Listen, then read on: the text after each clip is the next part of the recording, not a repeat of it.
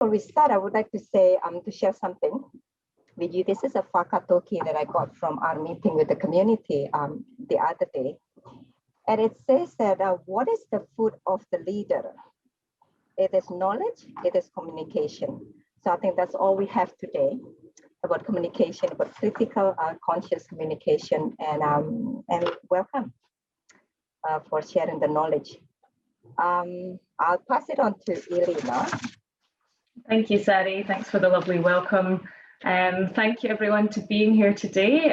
It's awesome to see so many people on our first Bridge seminar, Stories from Our Global Village, and we're very lucky and grateful to have Dr. Gill Greer with us to kick us off. Just a quick word about Bridge for those that are new to the seminar. This is only our second meeting, so you're not that new. Bridge is an acronym for Bringing Research for International Development and Global Equity. It's also a metaphor for bridging our knowledge and connections across research disciplines, across research and practice, and across international borders. It's about making connections, sharing our knowledge and sharing our stories, and having critical and conscious discussions to move towards a common good. Just to move on to a little bit of housekeeping, just to let you know how you can best participate in today's sessions. What Sari's going to share a link in the chat. If you click this link, you can let us know where you're zooming in from, just your country or your region that you're zooming in from today. And then just please introduce yourself in the chat, just your name and what you do. And then if people wouldn't mind just keeping the questions until the end, until after Gill's spoken, and then you can either unmute yourself, or if you'd rather put them in the chat, put them in the chat, and I'll read some out, and we'll just try and get through as many questions before time runs out at the end. So that's the link there that Sari's shared, Answer Garden. If you guys could just have a little go at clicking the link, and it will just come up a question, where are you zooming in from today?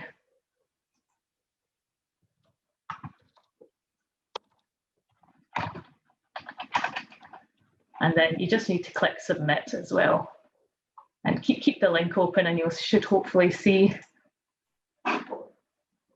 where everyone in the world is from. I know that we've got some people from the UK that sent the apologies because it's the middle of the night there, so they'll be watching the recording, I think.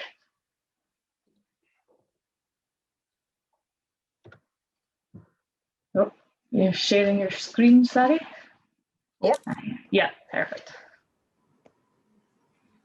Sawadee krab. Sawadee ka. Sawadee ka.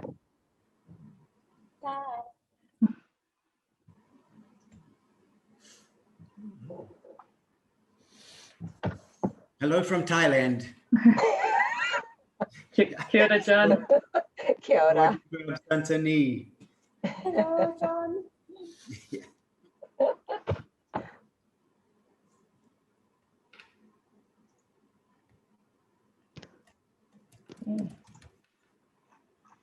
And then once we've kind of had a shot of that, just pop in the chat, just because there's a bit too many of us, I think, on the call to introduce everyone over the phone. Just your name and what you do.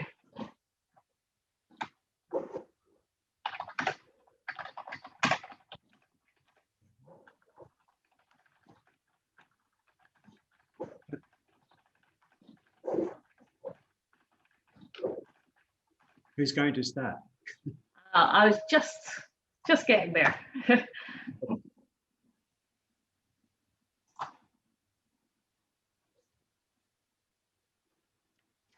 So I think we've got about 23 people on the call, so it's maybe just a little bit too many for us all to introduce. So if we just pop it in the chat as we go along. Give us. So maybe just as we go along through the session, I'll just introduce our speaker. It's my pleasure to introduce Dr. Gill Greer. She's the Director one of the directors of Evofem Biosciences, and a board member of Amnesty International New Zealand and Transparency International New Zealand. And I'll hand it over to Gill. Just make sure you're all on mute, please, and enjoy the kōrero. Thank you. Kia ora tātou, and ko Gill Greer tēnei, and thank you all for being here this afternoon. I hope you can hear me okay. Sorry, Ailid, thank you for inviting me. I feel somewhat challenged. Technical hitch, I've lost the photographs that I'm supposed to share with you, so I'm sorry about that. I'll try and give you something though to think about as we go forward. I think this is a very exciting event, because I really do believe that it's so important to share projects, ideas, research, and our hope for the future. And I hope there'll be many more such sessions, and I look forward to joining them without being nervously in trepidation myself. It's very strange for those of you who listen to Zooms and watch Zooms rather than give the Zoom. It's a bit like it used to be teaching my kids to play tennis. I was a bad tennis player anyway, but then I had to encourage them to practice on the volley board. And when you're giving the Zoom talk, you don't know whether the ball is hitting the volley board and coming back and you're going in the right direction and everybody's happy, or if in fact you've missed the volley board and the ball's gone off into the bush and is totally lost. So there's no way I can tell from looking at my screen whether you're kind of comfortable or not really, but I'm really delighted to have this chance. I do believe that, I call them the 3 C's, both the pluses and the minuses. I do believe that connections, collaboration, and convergence are all critical in this challenging time in which we live, both locally and across the globe. And I know all of those terms can be challenged, and there's a huge literature on all of them, and I'll leave you to look that up. But if you want to contact me afterwards and say, tell me some interesting articles about this, I'll be very happy to.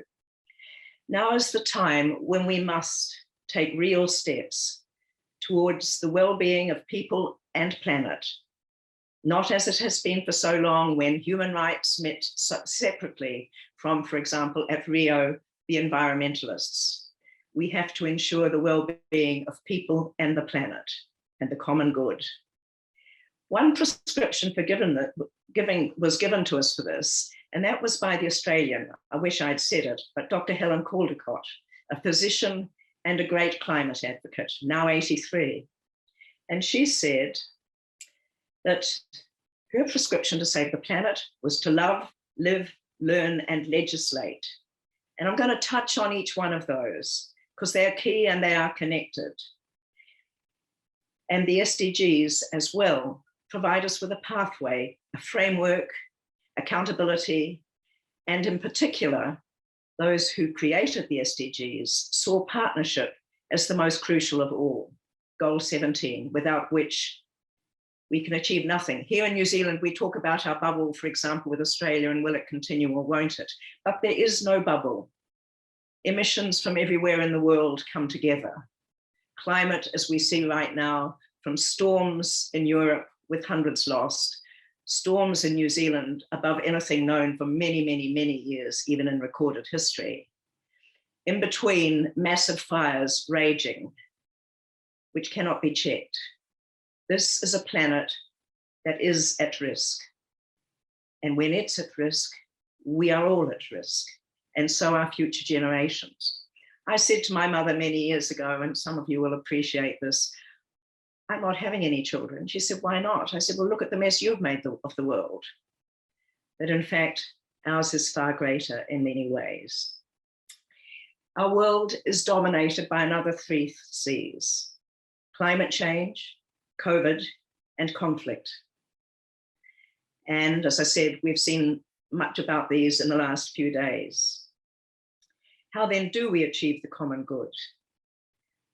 How can we make sure that the high-level political forum, which has just delivered its outcome document, already seen, understandably, by many NGOs as lacking in vision and ambition, how can we make sure that either of those visions, civil societies or the UN's, can be realized And how do we make sure that those two visions coalesce and connect and combine?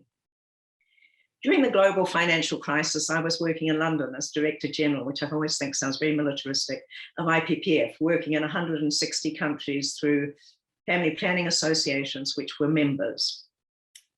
And I was fortunate to be invited to hear Gordon Brown, who was in his last year as Prime Minister, speak at a forum on the financial crisis. The room was full of leaders from every economic organization that you can possibly think about. The World Bank, IMF, and ministers from almost every country, both low-income countries and high-income countries. And partway through his speech, Gordon Brown stopped and he said, and I want to talk about something different. And so they all looked up. Suddenly this was perhaps more interesting. And let's look back at that and say not a lot has changed about the financial and economic systems, other than a push, which some of us have been part of, against GDP as the key measure. Well, he said, with climate change, we must do development differently. We will change, you will change. And he pointed at his officials and said, and DFID will change. We have to do development differently. Well, DFID has certainly changed. I don't think it's any longer in existence. And he was right. We did need to do development differently, and we do need to do development differently. Not so much has changed as should have in those intervening years. And before the days of lockdown, and I'll explain why a little bit later, I was in a hotel room in San Diego. And by accident, I saw Piers Sellers. I don't know if you know of him. He was an Englishman who became an American, which is pretty unusual because he wanted to be an astronaut, which is even more unusual probably. I saw an interview with him. He'd just been diagnosed with fatal cancer, terminal cancer. And he sat there and looked straight down the barrel of the camera and said, I have no regrets. As an astronaut, I've spacewalked 220 miles above the Earth, floating alongside the International Space Station. I watched hurricanes cartwheel across oceans. I watched the Amazon snake its way to the sea through a brilliant green carpet of forest. And I watched gigantic nighttime thunderstorms flash and flare for hundreds of miles along the equator. And he went on to talk about the fact that he saw no boundaries, no walls between countries. Instead, he said, how fragile and infinitely precious the Earth is to all of us. I'm hopeful for its future. And then he signed off in a fairly characteristic way and said, and now I'm going back to work. Seeing the world as a whole, infinitely precious, joined up, its people connected, sharing the same vision, the same hopes. This can only be done through connections and convergence at the national and international level, at the regional level, and locally in small places close to home. It's an essential part of why we need to do development differently, instead of simply seeing sectors, them and us, separate nations, separate groupings. And we, as citizens, must learn to do the same. But we haven't. And so we have, in many ways, abused the earth and the environment. And it's not surprising then that on the 2nd of July, 2019, think back, not long before we realized that COVID was upon us, the Global Virus Network, which has 48 centers of excellence and affiliates from 29 countries, came out with a statement in July 2019. The planet's population growth, urbanization, the globalization of travel and commerce, and climate change and contact with new environments, climates, and new vectors of disease are the passports of new diseases. A few months later, we learned that they are also the passport to pandemics. We cannot afford to treat each of those in isolation. And that was the message, of course, behind the Sustainable Development Goals too, that we should have a world where the planet was more sustainable and no one was left behind. And no one goal was to be placed above the others. One of the Global Viral Network's leaders is a virologist, an Irishman. And he and I worked together, as you've just heard, on the board of Evofem. I was chair of an NGO that then morphed into a private company and now a publicly listed company. And I'm pleased to say, having worked in family planning for a number of years now to ensure both voice and choice, I'm pleased to say that we began to distribute during COVID a new non-hormonal vaginal contraceptive gel, which can be used up to half an hour before sex. It doesn't have to be taken every week, every day. It doesn't require all sorts of machinations, if you like. And even more exciting, we expect with the final results for the current clinical trial that it will prevent women from getting chlamydia or gonorrhea. This is a game-changing event. So moving forward, we will require, as part of your connection, the world will require, of course, good research, stories, systems, measurement, accountability, evaluation, and at the same time, an approach founded on human rights. And if you know the Danish Institute's human rights database, do look. You will find there all of the recommendations that have been made to New Zealand and other countries listed, and whether we have implemented them or not. And more importantly, I think, is that it will also link the SDGs and those human rights treaties, covenants, and conventions. So we can see immediately how clearly, how important they are to multilateralism, how important they are to human rights. But in addition, those of you sitting here today, probably wishing I had brought the pictures, will also need what Gloria Steinem, the great feminist, called intelligent rage. Now, intelligence, as academics, you will know, is much prized, but it can also be a little bit cerebral and a little dry, and to some, sometimes even our students, a little dull. And rage, well, if you're a woman of my age, then anger, rage are simply seen as, there she goes again. That's what women do. And younger women tell me today that that's really no different than it was then.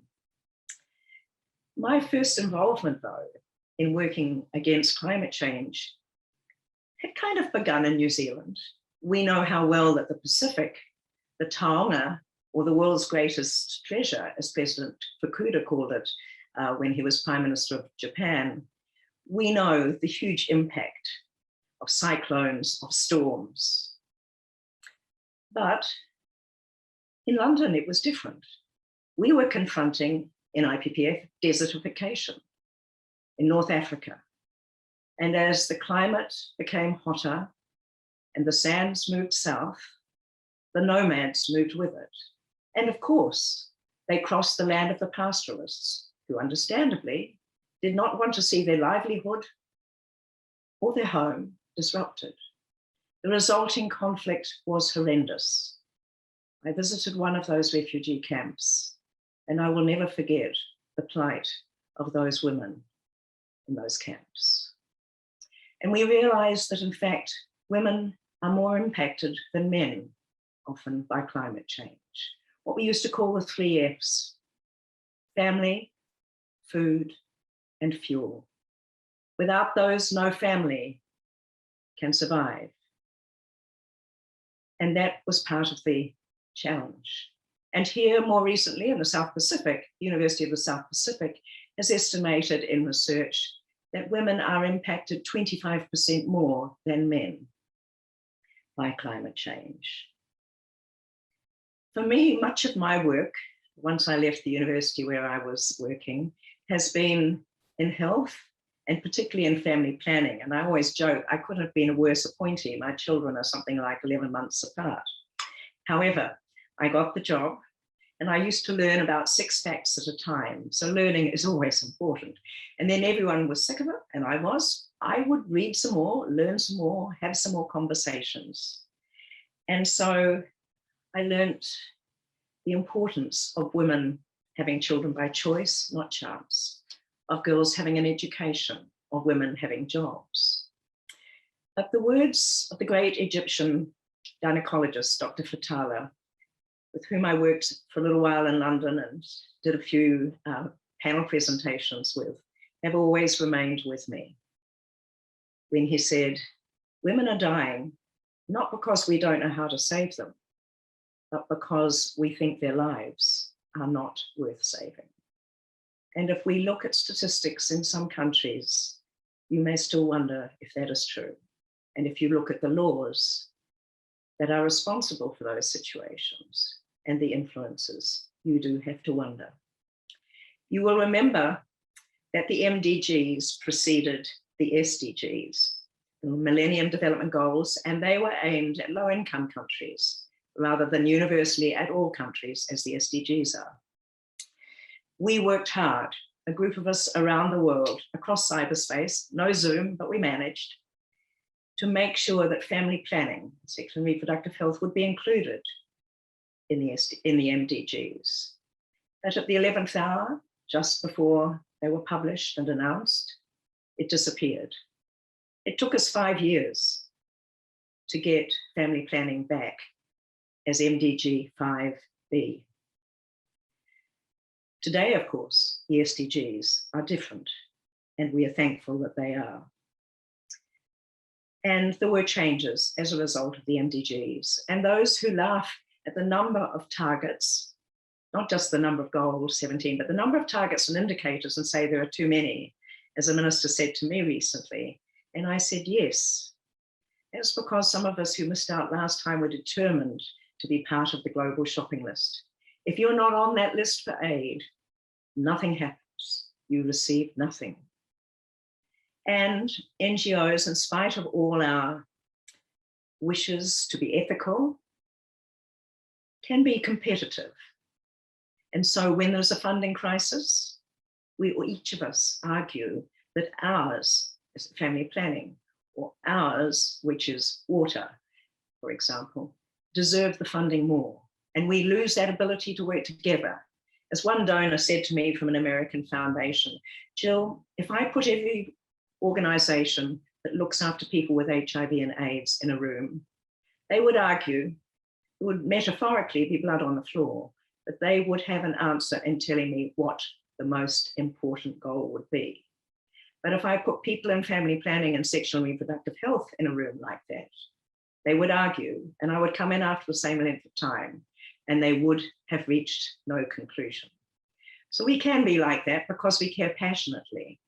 And it's worth remembering, as I say, that we can recognize at times that governments talk collaboration, but they fund competition. So just moving on a little bit from there, I want to just talk a little bit about the fact that each of us is born in a time and place that becomes part of us, our mind, our thinking, our journey. And we will work in what ways we can to connect that and to make a difference. But we cannot do it on our own. It will require policy, and as Helen Caldecott says, it will require legislation. And then the chances are there will be money to follow. So you might well ask me, what did you do as a privileged European, Ākiha, New Zealander, do to become so committed on this journey that you're now on? Well, I grew up in Malaysia, in a small village called Gemas on the main railway line from Singapore to KL, in a big white house, one of 4. And as I lived there with my family, I sensed I was different, and I sensed I was fortunate. And that was my first taste of inequality and inequity. When I was 8, I came home to New Zealand to boarding school, and it didn't feel like home. I was again different. I came from a different country.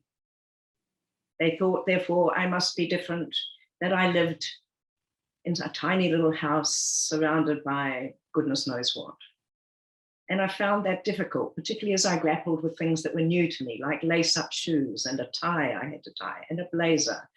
And as an 8-year-old, I was a long way away from my parents, my cat called Tarzan, and I felt totally lost and without a home. So together, those experiences contributed, I think, unknowingly on my part, to my wanting to become someone who could not advocate for others or speak on behalf of others. We did make that mistake, but who could amplify the message. It's like in the days of HIV and AIDS, and as disabled people say, not about us, without us. So the importance of partnership in planning whatever we do. And I learned as an adult that being a woman was often not particularly equal. When I was divorced, I went to 10 bank managers to try to get a mortgage, even though I had a good job. There were many times when these sorts of issues, of course, happened. And when I became CE of Rare Disorders 2 years ago, acting CE, I wrote to 10 ministers, and ours is a government that cares for its people and for the land, although we would all like to see more. And I got back 9 letters, all of which told me to write to the Minister of Health. Rare disorders, there are many, many, many rare disorders. 300,000 New Zealanders, half of them children, have a rare disorder. It is not just a health issue. It is education, it is housing, it is social welfare. It is finding a pathway, not only across the Ministry of Health, but across several different government agencies simultaneously and a number of NGOs. That lack of joined up thinking is a real issue, both for NGOs and for governments, and one we need to make sure that we tackle. And here we have a joint venture against violence that brings together a number of ministries, but not, interestingly, the Ministry for Women. So for years, the World Bank has said, if you want to build the economy, invest in women. They return 90% of what they earn to their family and community. And many have agreed and believe with that. Today, we would go beyond it and say, and also they build wellness, the common good, not just GDP, which should not be the only measure. And it's interesting to see how well this is now realized. So when I was at Volunteer Service Abroad, an organization that sends New Zealand volunteers, founded by Sir Edmund Hillary, to the Pacific these days, once to Africa, with a tagline of connecting people, transforming lives, the best we could ever have hoped for. I used to debrief every volunteer of the 250 who went across the Pacific each year. And I was sitting one day behind my desk with a big, tall, burly Kiwi bloke wearing his jandals, and we talked about his experience. And at the end, I said, so is there anything you haven't told me? Anything more we need to do?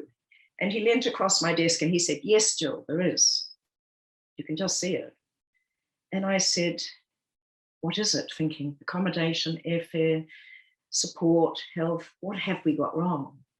He said, having just been in the Solomons for the last 2 years on a conservation project in the north, he said, if there is to be any hope for the Solomons, it lies in the hands of its women. And it was a powerful moment, as you can imagine. A few weeks later, probably months, I was in the Solomons and a group of us had gone to look at a project with a local partner. And as we came back in our little bus, we heard the sound of singing. We thought, is it Sunday? We stopped. It was so beautiful as it just wafted up amongst the palm trees. And when it stopped and women walked through the gate, we said to them, is that a special church service? Oh, no, they laughed at us. No, it's International Women's Day. We're celebrating, and now we're off to join the march. And that is the kind of example of connection and connectivity that I think is so critically important. So looking ahead then, instead of looking behind, there are stereotypes in what we do. There are gender stereotypes, and there are other stereotypes. So once I was at a meeting with a combination of NGOs and the ministry and business people, and a woman who was head of an organization said, a business, said, looking at me, well, at least I know what it costs for me to be in the room. The implication being, you don't understand money, you don't understand economics, you know, you just do what you do. And that stuck with me for a while. Too often, people like me who work for NGOs, I don't know why we define ourselves just by what we're not, are seen as tree-hugging lefties. And for our part, very often, we see business as, at times, as greedy, rapacious capitalists. But of course, neither is true. And one of the most powerful connections and partnerships we can have are to bring the skills and the understanding of both of those together. So at VSA, Volunteer Service Abroad, we had a partnership with Downer, a major construction firm. They sent their young recruits to Honiara, again in the Solomons, to work for the Ministry of Human Resources and Education. It made them more attractive in retaining and recruiting staff. It gave those young leaders experience they would not have had, leadership skills they might have taken years to have. And it gave the people of Honiara and the ministry 20 new school libraries and much else besides. And you could hear people say in the street, look, you can be a girl and be an engineer. So it started to change some of those stereotypes.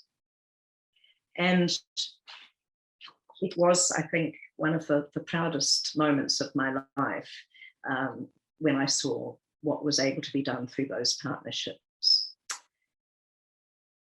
One of the things I want to just touch on is to go back to legislation. A few weeks ago, I spoke to around 400 women, young women in Auckland.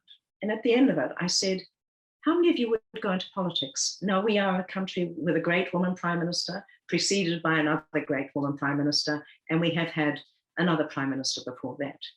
We have more women in parliament than we have ever had. And out of my several hundred, 2 people put up their hands. And I wanted to say to them, this is important. You and I, we can have intelligent rage. We can make our arguments, but we cannot legislate. I was with a minister once of a donor country trying to get some funding for the global strategy on women's and children's health for Ban Ki-moon. And halfway through my pitch, we'd talked before, she got up and she said, Jill, will you just excuse me for half a minute? And she was gone about 10 minutes. And I sat there and thought, what have I done? How have I got this wrong? And she came back in and she said, the minister agrees. We will pay that 5 million. That was something she could do, but I, as an advocate, cannot. I attended a meeting parliamentarians early in my time at family planning when I knew nothing about the UN, nothing about global advocacy whatsoever. And I was there with our minister in a beautiful building in The Hague. And somebody came up to me and said, Jill, could your minister call the Commonwealth together? I said, what for? They said, well, there's no mention of young people in the outcome document. I'm thinking, outcome document, what's that? Anyway, we did. She did. She said, I hear we have a problem to the 60 women there. It was a women parliamentarians meeting. They said, yes, they explained. She said, we can fix that, can't we? Yes, they agreed. And I have watched others do that. The next day, Hillary Clinton came to speak, and I made sure I was in the front row. And she gave a brilliant speech around FGM in Senegal. And that came back to me years later. IPPF had a project in Kampala in the worst slums I have ever seen. And in the middle of it, funded partly by the Japanese, was almost a sexual and reproductive health factory. There were men being counseled on HIV and AIDS in the corner. There was confidentially diagnosis discussions around symptoms going on at the back of the garden. The babies were being weighed on the front porch, and inside a range of clinical work was being done. And it was just amazing to be part of it in this volunteers' house. Many of those young women were young sex workers who had come to Kampala to make a living or to have education, and they had not been able to. They were selling sex at $5 a time. They wouldn't call themselves sex workers, they called themselves the Moonlight Stars. Japan funded a new clinic for them, a converted laundry, but more money was needed. And in the end, in desperation, remembering we had lost our funding through the global gag and it had not yet been reinstated under Obama, I wrote to Hillary Clinton and told her this story. And back came not a lot of money, $5,000 as a gesture. And I have always remembered that as a woman reaching out to other women to the best of her capacity within legal and political constraints. And the Moonlight Stars wrote to her to thank her. And I was given a big blue woven bag with a big blue card in it with photographs of them and their children and their messages of thanks to take back to her at the White House. She was unfortunately unable to be there, but instead I met with Maria Otero, who was her first-hand assistant, right-hand assistant, and I gave her the bag. And then I said, I have to be honest, inside this bag, there was also a letter from IPPF signed by 170 organizations saying, Dear Secretary Clinton, please restore our funding so we can work with the young people and the women of this world. And also to be able to work with LGBTI+, and the SDGs, of course, make no mention of this, but life is not strictly binary, and that is a change that needs to come one day. So that is a little, if we talk about live, love, live, learn, and legislate. I've not been able to do the legislation. We tried to get volunteering into the SDGs as a goal. We failed, not surprisingly. But what we did get was a great resolution, and our country, and probably yours, would grind to a halt if it were not for volunteers. And governments are now asked to report not only on the SDGs, but also on the contribution of volunteers to their life, society, and economy. I want to finish just by reminding ourselves that we can have change and change in time only if we act fast enough. President Obama and Ban Ki-moon both talked about the fact that we were the last generation to have the opportunity to end poverty and to prevent climate change. Those who signed off on the SDGs, that great panel of 5, said climate change has the power to stop us from reaching all or any of our goals. On a completely different level, I used to say to my grandchildren what an English academic had said: don't borrow money you don't have to buy things you don't want in order to impress people you don't care about. You can imagine their reaction. But today, I think they see it differently, along with many other young people. Connecting, coming together, an inter-cross-sectoral look at everything, seeing the joined upness. For us as New Zealanders, we are lucky. We have Indigenous values of guardianship and working together, values related to Papantuanuku, the Mother Earth. And we learn, all of us, more every day about this. And a great American woman reminded us of how important it is that you and I, our families, our children, our colleagues, work together. As Helen Clark said to the women of the Pacific, when they said this is all too hard, she said, enough small actions together in the same direction, together will make a difference. And I'll let you guess who the American woman is. She said, where after all do universal human rights begin? In small places, close to home, so small they cannot be seen on any map of the world, yet they are the world of the individual, the neighborhood, school or college, factory, farm or office. Such are the places where every man, woman and child seeks equal justice, equal opportunity, equal dignity without discrimination. Unless these rights have meaning there, they do not have meaning anywhere. Without concerted citizen action, that's you and me and all we know. Without concerted citizen action to uphold them close to home, we shall look in vain for progress in the larger world. Thank you very much indeed. It's been a pleasure to be with you. Thank you, Jill, for sharing your journey, basically. I can see what you love, what you live, and then through different positions that you have, being a privilege, and at the same time understanding that we are all different. We are not privileged at a certain point in our life. And the message about stereotypes resonates well with me, that we create that barriers because of stereotypes that we put on people we work with. Without further ado, I think we would like to open with some questions and sessions. The floor is with you, Eli. People have questions, please. Yeah, you can unmute or you can write in the chat box.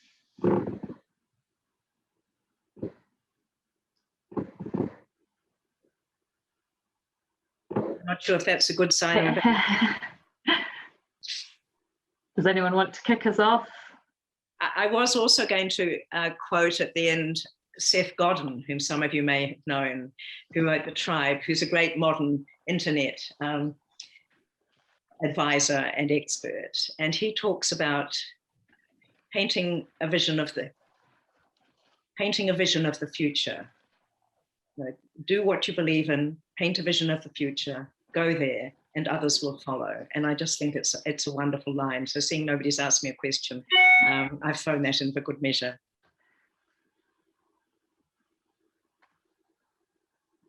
That sounds good. I liked how you talked, Jill, about how we do work in silos and things like that, and how there's a lack of joined up thinking. And you had that example of the Violence Committee in New Zealand. Can you think of any other examples where you've seen that work really well, where those sort of silos between even different ministries coming together to work on an issue where it's worked well? At Transparency International, the heads of government agencies, Transparency International New Zealand is a NGO, which is a member of Transparency International back in the UK, and there's a global Transparency International. And it also works in the Pacific. There are several members there. And at the moment, once a month, we host a conversation for as many of the heads of government agencies who are able to come as possible. And that makes a real difference, I think. And they have a speaker and they discuss it together. And I think that helps to bring it together. I know it seems odd that it might even be needed. And similarly, not so long ago, I was involved in writing a report around violence against disabled people. And we also included older people in that. And we have one of the highest rates in the world in high income countries, and have had for years, and nothing has changed. And this is a particularly challenging area. And it was interesting there that I think, again, there was some real reluctance perhaps from some agencies to see the need for them to play a part as opposed to others playing a part. So that was one example, because the ministers came together, and it was part of a more joined up approach around violence generally that I've just mentioned. So I think if ministers make it happen, it will happen.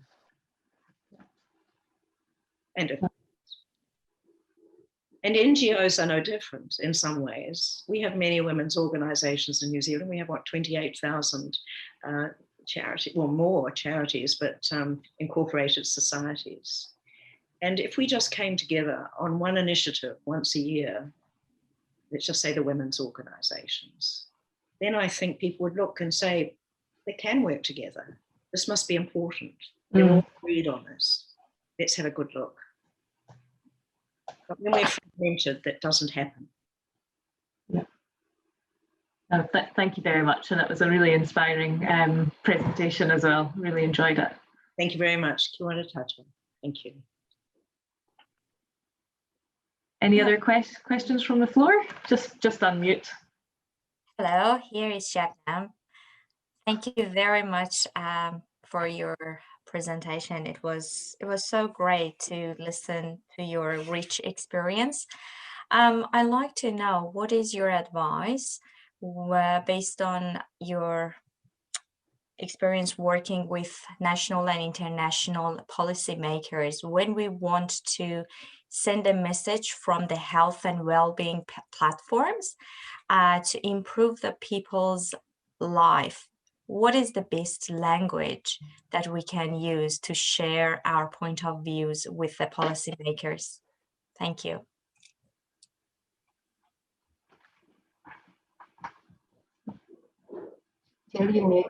I think it depends a little on the government or the policymakers you're talking to. I think I found often in some countries that if I talked about the economic value of actually enabling and empowering women to choose the number and the spacing of their children, and the savings this would mean in health, and the additional employees that there would be to do all sorts of valuable work, that appealed to some countries where they were very much driven by their economic state. With others that are usually committed to multilateralism and to democracy and to human rights, a reminder that they too had signed up, whether it's the APEC Declaration on Rare Disorders or whether it's the right to health. That has worked very often. We passed an IPPF, a Declaration of Sexual Rights, and many, many organizations around the world used that declaration to go to their governments and say, you've promised to do this. I'm thinking of one particular country in this case, but you will not have people with AIDS in your hospital. So reminding them of those promises and how important they are and how they will look. And in particular, if it goes to the Human Rights Council, nobody wants to be publicly criticized by other nations, which you can understand. So both of those will count. And at other times, it is trying to understand what gets in the way. What's the reason that a change in policy or change in funding is not possible? And in some cases, I've never understood the answer. I've never had an answer. So it doesn't work all the time. Good luck. Yeah.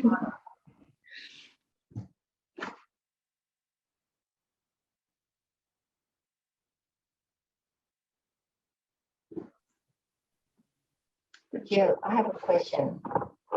So you put it very well when you said, the wake-up call that we have in the last decade at climate change, conflict, and now COVID pandemic. And we have talked a lot about, development in terms of it has to change. And you also said here that, if we want to change, we have to change fast. Sorry, there was something at the end and I lost you. Do I? You say that if we want to change, we have to change it fast. I do think we have to change fast. It's urgent. Living where I live, I'm fortunate enough to see the sea. And the land beneath where I live is largely reclaimed. And I think we've seen just here in New Zealand in these last few weeks, the challenges of being so close to the sea. So there is, of course, climate change, and it is, I think, happening more quickly than has been understood. And I think to build broad coalitions to tackle that in ways that are just.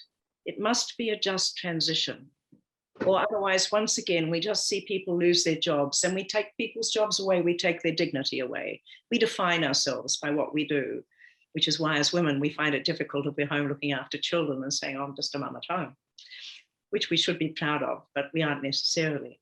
So I think it's about making sure that it's a just transition, that other work, meaningful work, training, engagement of various kinds. It's not about just closing the factory, locking the door, and leaving people at home.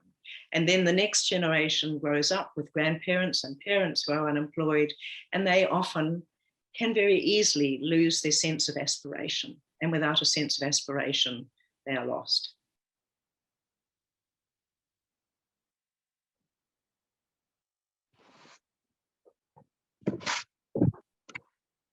So we need policy, we need practical plans, we need measures, we need the Sustainable Development Goals. We may not do the whole agenda of the global goals, but there is much in there that will lead to a sustainable planet and to people having a better chance. But if we don't act, we will lose the chance. And the future generation. My grandson wrote a speech when he was 10, and he read it to me, and I said, can I use it for a blog? And he said yes, and I did. And it went along the lines of, do you want to live in a world without pandas, bears, kiwi, fish? No. Do you want to live and swim in a sea which is full of plastic?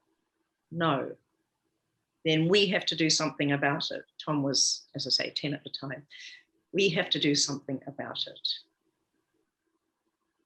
Not do what our parents have done. And I said to him, Tom, I just need to change one thing. And he said, what's that? I said, can I change parents to grandparents? And he said, yes, you can. So we have to do better than our parents and our grandparents have done. And they know that, and they will try. But we cannot give them a poison chalice as a legacy.